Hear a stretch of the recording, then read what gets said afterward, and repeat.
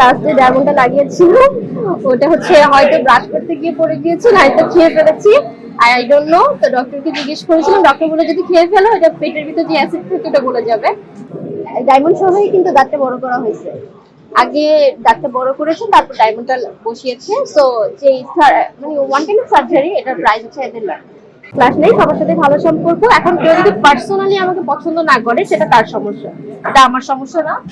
আমি সবসময় প্রেসের সামনে সত্যি কথাই বলেছি, নিজেতে পজিটিভ আছে, নেগেটিভও আছে। তো আমি নেগেটিভটা নিয়ে বলেছিলাম একবার, তো ওটা আসলে বলাই ছিল।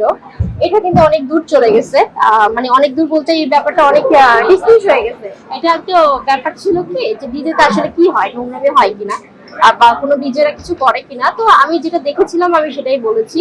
আর কিছু ডিজেরা আছে কিছু অনুকরণ কর্মকাণ্ড করে, তো এটাই বলেছিলাম। এর বাইরে আসলে কোনো ডিজেকে নিয়ে আমার কোনো কিছু বলার নেই, কারণ আমি আমার মতো কাজ করি, কাউকে নিয়ে বলার মতো অত সময় নেই আমার। আচ্ছা, আপনি একটু জানতে চাই, আপনার দুইটা দাঁত দেখা যাচ্ছে খুব লম্বা এবং দুইটা দাঁতের উপরে ডায়মন্ডের মতো কিছু একটা লাগানো, এইটা কিভাবে করলেন? এটা নিয়ে যদি মানে এটার স্টোরিটা কি?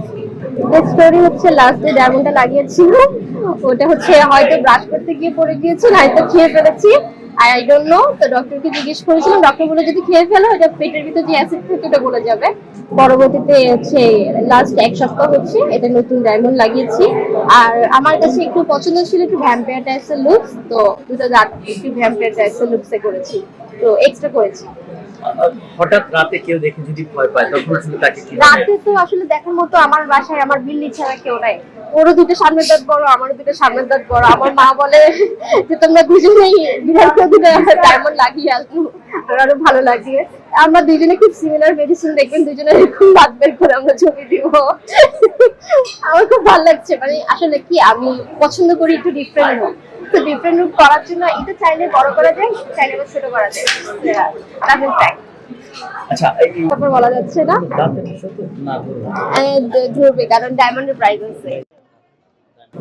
ডায়মন্ড সহই কিন্তু দাঁতটা বড় করা হয়েছে। আগে দাঁতটা বড় করেছে, তারপর ডায়মন্ডটা বসিয়েছে। সো যে মানে ওয়ান কাইন্ড অফ সার্জারি, এটার প্রাইস হচ্ছে 1.5 লাখ।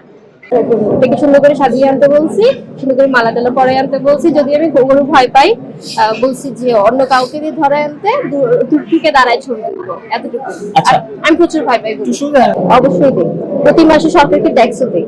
আমার গ্রিন সার্টিফিকেট আছে, টিন সার্টিফিকেট আছে, আমার নামে আমার নিজস্ব ডিজি কোম্পানি আছে। সো আমি এগুলোর ব্যাপারে খুব সচেতন। আমি যে বললাম আমি লিগ্যাল ওয়েতে সবকিছু করি। সো আমি জাকাত অবশ্যই দেই। এই বছর জাকাতের পরিমাণ একটু বাড়বে, যেহেতু গোল্ড কিনেছি। সো জাকাতের পরিমাণ বাড়বে। আচ্ছা, এই যে গোল্ড কেনার মধ্যেই থাকেন, আসলে দাম বাড়লেও কিনেন আর কম থাকলেও তো আগে কিনেছেন, তুমি গোল্ডের প্রতি ফ্যাসিনেশনটা আসলে কবে থেকে জন্ম নিল?